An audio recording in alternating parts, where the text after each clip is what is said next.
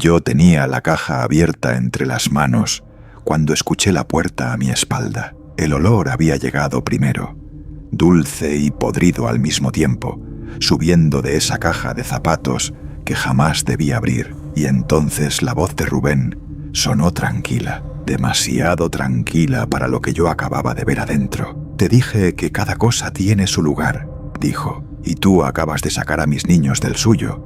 No me atreví a voltear. En ese segundo entendí que mi roommate nunca había estado loco. Lo que todavía no sabía, lo que la policía encontraría después, en un cuaderno escondido, es que mi nombre ya estaba en una lista suya, con una palomita a medio hacer. Pero para que entiendan cómo terminé parado en esa cocina, con esa caja temblando en mis manos, tengo que volver al día en que me mudé con él, al día en que todo esto todavía parecía una simple tontería. Nunca fui supersticioso. Suena a excusa barata para lo que voy a contar, pero les juro que no lo es. Me llamo Damián, tenía 26 años y trabajaba en una tienda de repuestos en Guadalajara. Compartía departamento con Rubén, un compañero del taller que me ofreció el cuarto libre cuando me quedé sin nada. Renta barata, buena ubicación y una tele enorme en la sala. Perfecto, pensé. Ese fue mi primer error. Lo primero que me llamó la atención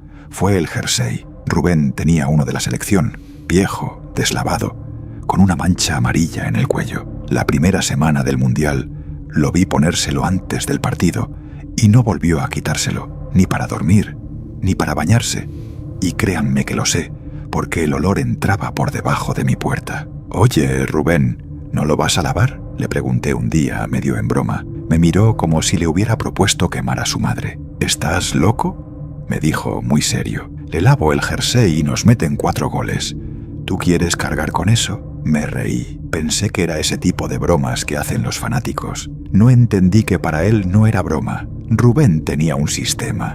Se sentaba siempre en el mismo lugar del sillón, en la esquina izquierda, con un cojín café sobre las piernas. Comía exactamente 11 cacahuates antes del silbatazo inicial, ni uno más. Ponía su cerveza sobre un posavasos con forma de balón y si alguien la movía 2 centímetros, se levantaba a acomodarla con las manos temblando. «Cada cosa está donde tiene que estar», me explicó una noche. «El día que se rompe el orden, se rompe todo. Es fútbol, carnal», le dije.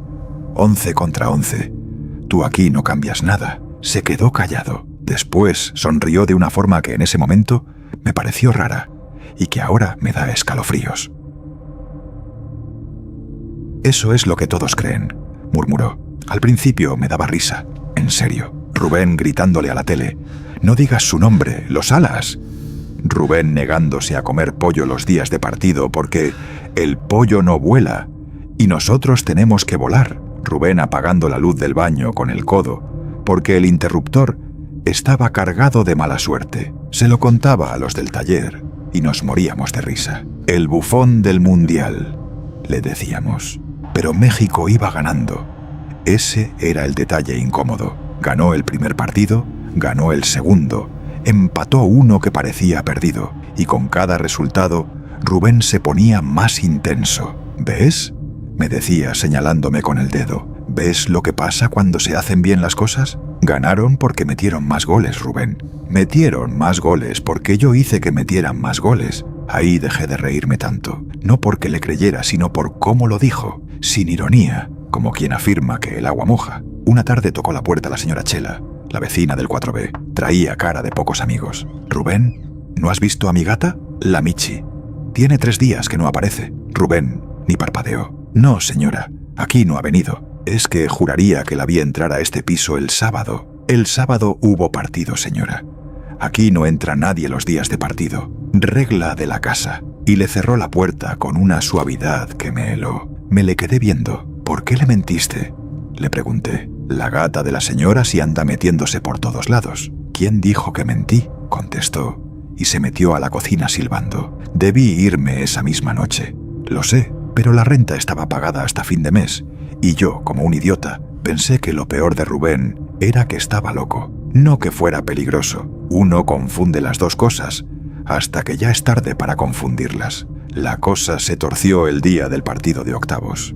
Ese día llegué del trabajo y el departamento olía distinto, a algo dulce y podrido al mismo tiempo. Encontré a Rubén en la cocina, de rodillas, acomodando algo dentro de una caja de zapatos. «¿Qué haces?», le pregunté. Cerró la caja de golpe. «Nada, preparándome». «¿Preparándote para qué? Es un partido, no una boda». Se levantó, se limpió las manos en el jersey mugroso y me miró fijo. «Damián, hoy no te sientes en el sillón, hoy te sientas en el piso». «¿Por qué?». «Porque la última vez que ganamos, tú estabas en el piso. Y no vamos a arriesgar». Solté una carcajada, pero él no se rió, y algo en su cara hizo que yo tampoco tuviera muchas ganas de discutir. Me senté en el piso. Ridículo, ¿verdad? Un adulto sentado en el suelo de su propia sala, porque su roommate creía que el sillón daba mala suerte. Pero lo hice. Ganamos. Penales. Rubén se puso a llorar, abrazado a la caja de zapatos que había traído de la cocina, y yo desde el piso alcancé a ver que la caja se movía, sola.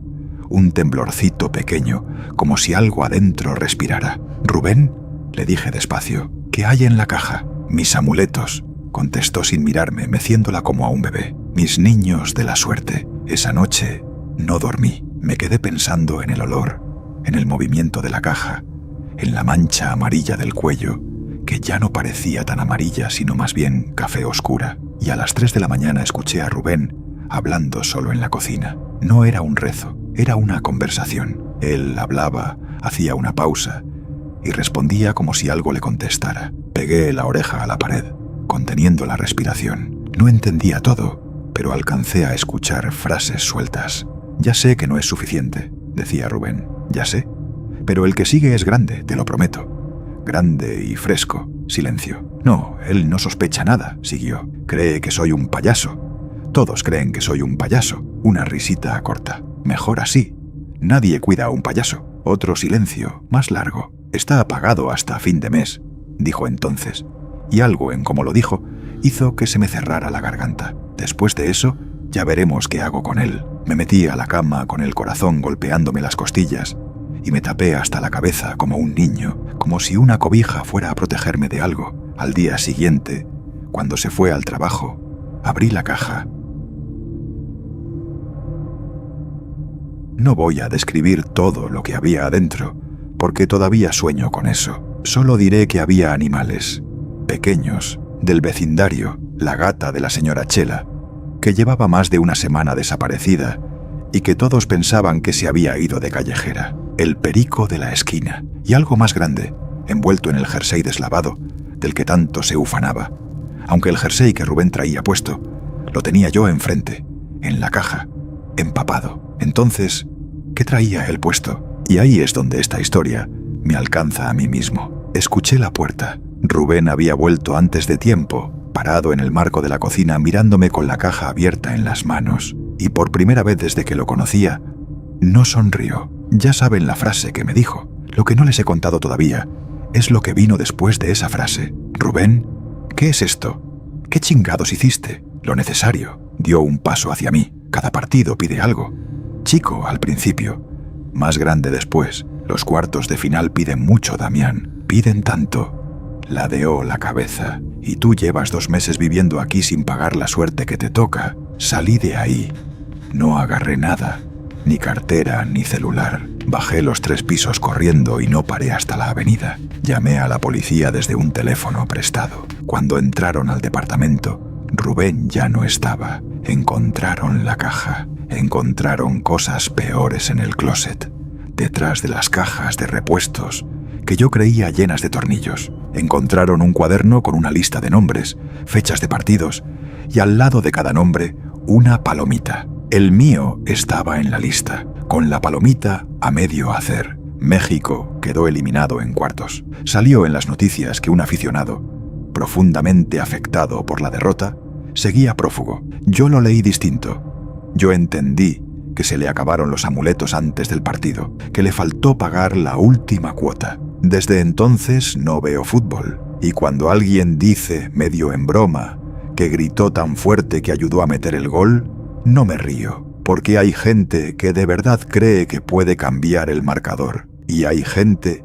que está dispuesta a pagar el precio que eso pide. Si esta primera historia ya te dejó viendo raro a tus amigos más fanáticos, todavía falta lo peor. Suscríbete y activa la campana, porque lo que viene te va a hacer pensarlo 2 veces antes de festejar en la calle equivocada.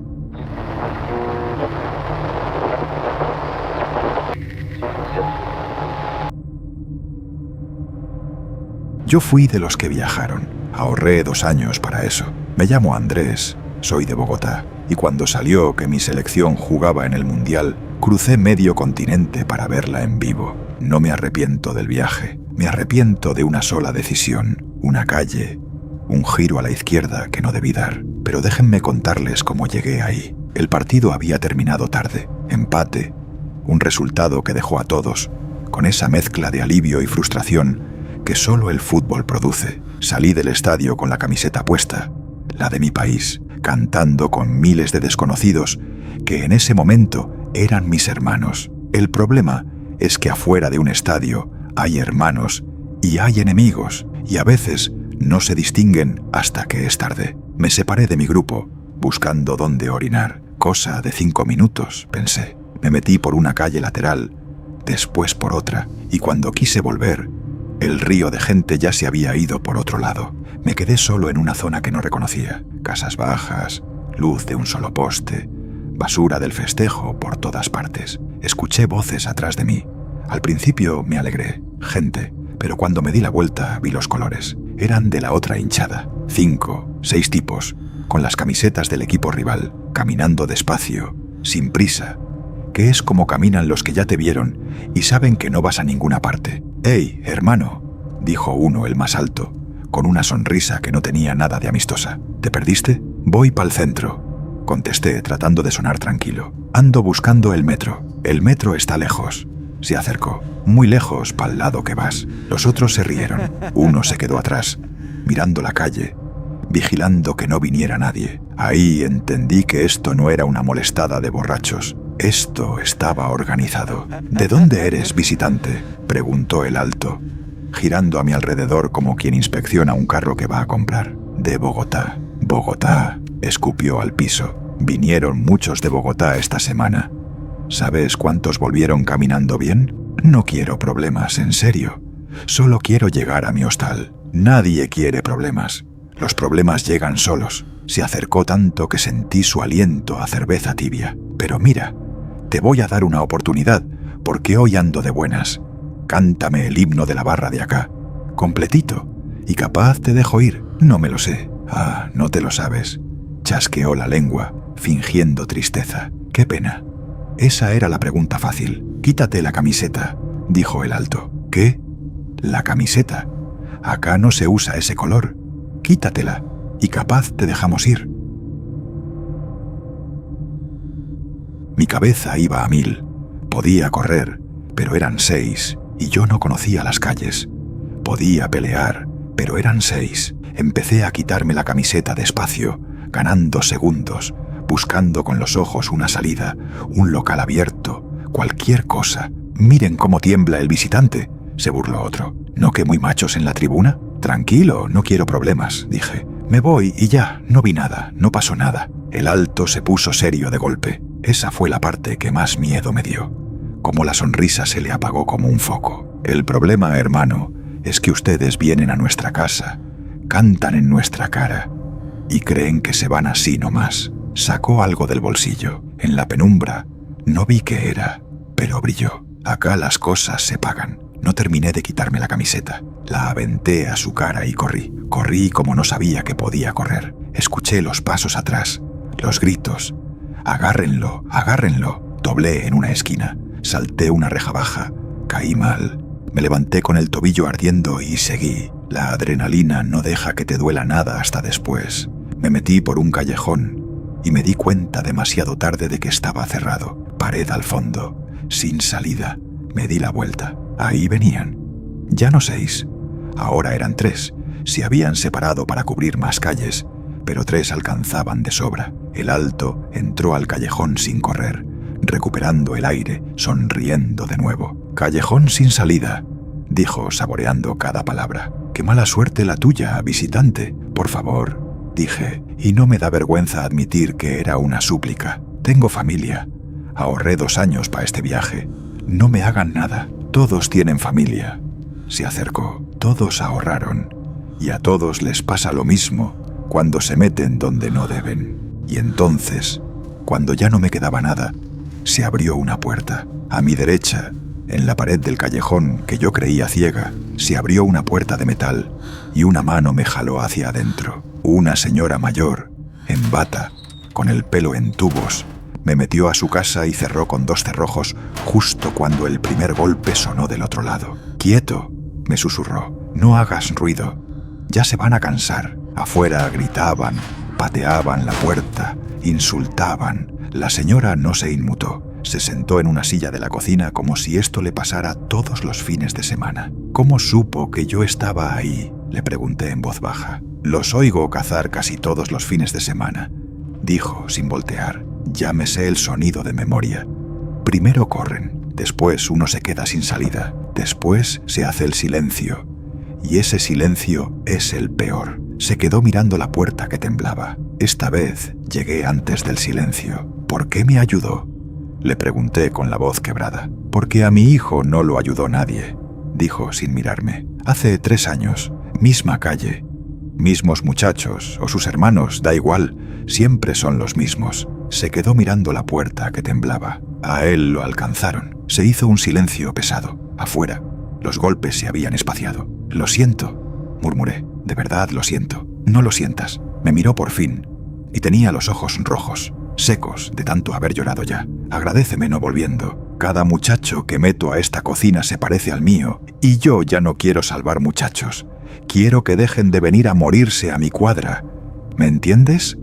No es lo mismo salvar que dejar de necesitar salvar a nadie». No dije nada. No había nada que decir. Estuve en esa cocina hasta las 4 de la mañana, en silencio, mientras la señora me servía café que yo no podía tomar de lo que temblaban mis manos. Cuando el sol empezó a salir, ella se asomó por una rendija, esperó un rato largo y me dijo que ya. Me acompañó 2 cuadras, hasta una avenida grande, y antes de que yo tomara el primer taxi, me agarró del brazo. «No vuelvas a ponerte esa camiseta acá», me dijo. «Ni esa ni ninguna. En esta ciudad, el color con el que caminas decide si llegas a tu casa». Volví a Bogotá 2 días después. No fui al último partido.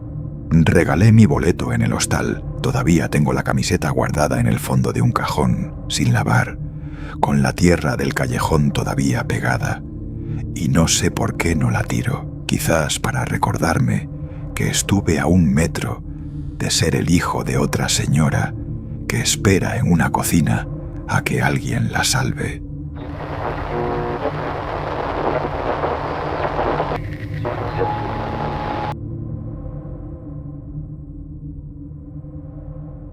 Trabajé 9 años como personal de mantenimiento en un estadio. No voy a decir cuál, por razones que van a entender al final. Me llamo Horacio y siempre fui bueno para lo mío. Cables, tuberías, las cosas que nadie ve, pero que hacen que todo funcione. También fui bueno para notar patrones. Esa costumbre que me sirvió tanto en el trabajo es la que me metió en esto. Todo empezó con una lista.